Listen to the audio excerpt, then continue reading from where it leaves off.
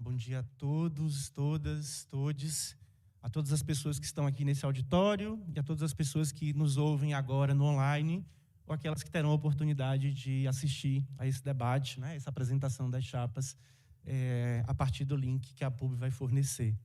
Eu me chamo Henrique Saldanha, sou professor do Departamento de Fisioterapia dessa universidade e também professor do Programa de Pós-Graduação em Saúde, Ambiente e Trabalho, pesquisando aí nos temas de saúde do trabalhador e saúde na atenção básica.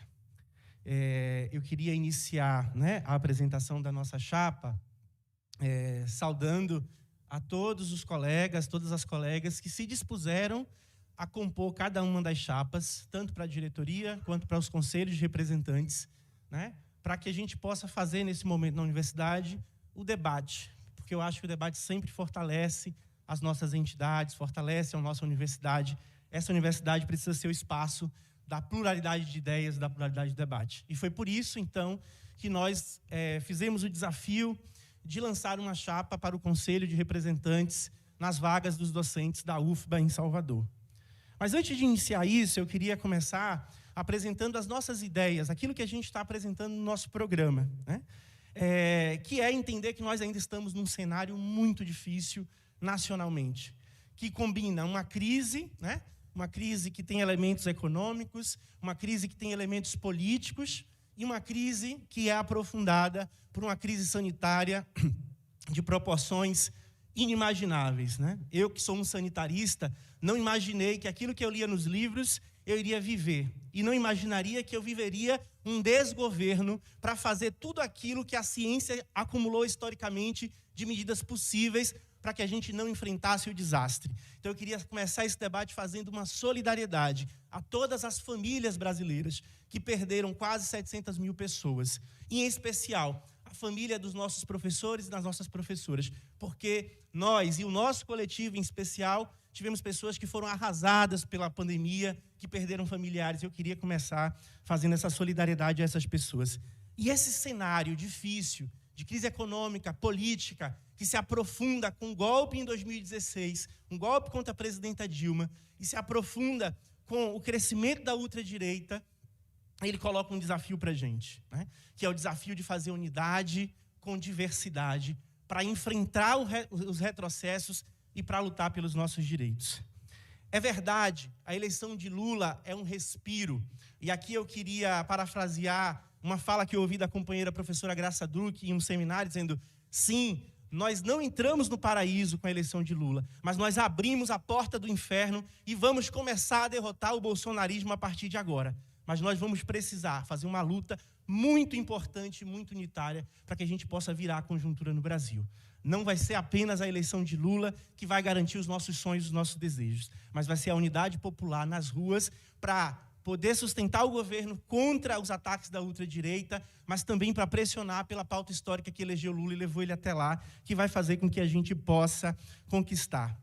Então, esse é um desafio que a gente coloca, que é o desafio da conjuntura, e por isso a gente precisa de unidade. A unidade que a gente viu nos últimos 3 meses, onde estávamos todos nas ruas, derrotando o neofascismo, derrotando o bolsonarismo, e que nós achamos que poderia se expressar nos momentos das lutas, inclusive no nosso sindicato. Mas, infelizmente, não temos agora, mas é preciso apontar a construção da luta unitária. E também apontar a construção da luta unitária, por quê? Porque, e aí eu queria falar, né, como a gente escreveu uma chapa pena para os conselhos da UFBA Salvador, então esse é o nosso papel, falar com os nossos colegas docentes desta universidade, mas em especial aqueles em Salvador, e aqui eu não quero fazer um desmerecimento dos colegas das outras universidades, e acho importante a diversidade, com cada campus tendo o seu representante. Nós achamos, e a chapa entende, que a gente tem um conjunto de desafios na UFBA que está colocado por 2 combinações. Uma política de restrição orçamentária brutal, tal qual a gente nunca viu nesta universidade, né? Eu não vivi a década de 90, alguns companheiros falam que a década de 90 também foi muito desafiadora, mas a nossa geração, a geração daqueles que entraram pós-ampliação da universidade, nunca tinham visto um corte tão profundo de verbas. É verdade que a gente já vinha com uma desaceleração de crescimento, né, dos nossos investimentos, mas o golpe, com certeza, abre um novo momento, né? Mas também a gente está com desafios decorrentes de uma transformação curricular que está em curso, né? Feita de forma apressada e muitas vezes, que combina redução de carga horária de disciplinas e também curricularização da extensão. Tudo isso num processo de pandemia, sendo feito muitas vezes online, tem feito com que a gente esteja colocado em condições de trabalho muito ruins. E isso é um desafio importante que a gente ainda não está conseguindo elaborar de forma coletiva. Por exemplo, quantos professores e quantas professoras precisaremos para dar conta da curricularização da extensão a partir daquilo que a gente sempre defendeu da extensão? Isso é uma pauta coletiva que a gente precisa colocar, né?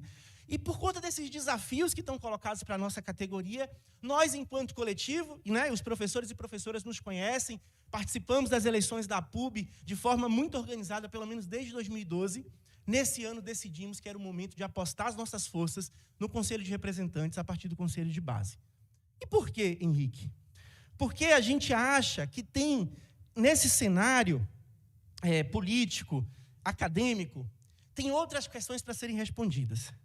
Por exemplo, nós achamos que hoje o nosso sindicato vive um processo de difícil inserção na categoria. Da eleição passada para cá, nós reduzimos em 5%. São 107 professores a menos. Mas esse número não é apenas isso. Nós tivemos 233 desfiliações, comparando a lista do semestre de 2020 com a lista de agora. É verdade que a gente teve algumas filiações que faz com que esse déficit não seja de 233, seja apenas de 107. E por que isso? Porque uma quantidade importante de professores e professoras se filiaram na última eleição e permaneceram no sindicato. Mas isso precisa expressar, nós perdemos base no último período. Há um crescimento do número de professores e professoras aposentados na nossa base proporcional. E aqui não é nenhum desmerecimento e nenhum idadismo contra as professoras e professores aposentados. Mas isso mostra para a gente que a gente tem aqueles professores e professoras que lutaram muito pela universidade e que seguem filiados no sindicato, mas que a nova geração não está sendo atraída para os espaços do sindicato. E isso é muito grave, porque isso significa que o futuro da nossa luta pode estar em jogo. E os números estão aí, os números não mentem. Na UFBA a gente tem um desafio ainda maior. Apenas 47,9% dos professores e professoras ativas estão filiadas ao sindicato. E esse número é 2% menor do que na última eleição e vem fazendo uma tendência de decréscimo. Então, soma-se a isso o esvaziamento das assembleias, né? Eu acho que é um consenso. As nossas assembleias são esvaziadas. Ah, mas as pessoas não gostam de assembleias. Mas também os nossos debates, os nossos cafés, as nossas palestras promovidas pelo sindicato também estão esvaziadas. Há algo que precisa ser respondido. Qual é o diagnóstico, então, que a gente faz? O diagnóstico é esse sindicato, ele está distante da base, e principalmente da base dos mais novos, que hoje na UFBA representam 52% das professoras e professores que estão até a categoria de 1. Nós precisamos nos conectar com essa base de professores, que geralmente tem as maiores cargas horárias, que não tem sala de trabalho, que não tem onde orientar, que não tem computador, que não tem impressora, que não tem internet de qualidade, que não tem acesso a fundos de pesquisa. Por isso, nós resolvemos lançar uma chapa ao Conselho de Representantes. Para quê? Para poder fazer, de fato, o trabalho de representação. Passar nas unidades, conversar com os colegas, falar sobre as condições de trabalho. Infelizmente, né, eu até tentei me recordar quem eram as pessoas que se elegeram no Conselho de Representantes. Eu não estive em nenhum espaço com elas. Eu não fui convocado para nenhum espaço. Eles não passaram nas minhas unidades. E a gente, então, resolveu lançar essa chapa. Uma chapa diversa, uma chapa com paridade de gênero, com diversidade racial, com presença de pessoas LGBTQIA+, com diversidade de gerações, porque a gente valoriza a experiência acumulada das professoras e professores aposentados. Mas uma chapa onde todos os nossos colegas estão envolvidos com atividade de ensino, pesquisa e extensão, e todos também na pós-graduação, porque nós achamos que pós-graduação não pode estar dissociada do conjunto das atividades da universidade. E é um desafio estar na pós-graduação, tendo que responder ao calendário CAPES, mas ainda assim estar envolvido e engajado nos movimentos sociais, no movimento político da universidade. Para ir finalizando e passar para a Dulce, a gente apresenta, então, um programa com propostas distribuídas em 4 eixos. Lutas gerais, que a gente acha que os conselheiros não são sindicato, mas que precisam contribuir com o sindicato nas lutas gerais. condições de trabalho, né? E a gente destaca algumas propostas de condições de trabalho que têm sido muito bem recebidas pela nossa categoria. Por exemplo, garantir que a gente tenha espaços de acolhimento para docentes ingressantes na universidade, né? A cada nova leva de docentes que ingressaram e tomarem posse na universidade, que a gente possa fazer esse acolhimento. Comissão de acompanhamento dos professores em estágio probatório e comissão de acompanhamento do desenvolvimento da carreira, que a gente acha que são 2 nós. Mas não só que o sindicato e o conselho de representantes atuante nisso possa formular um diagnóstico das condições de trabalho na universidade.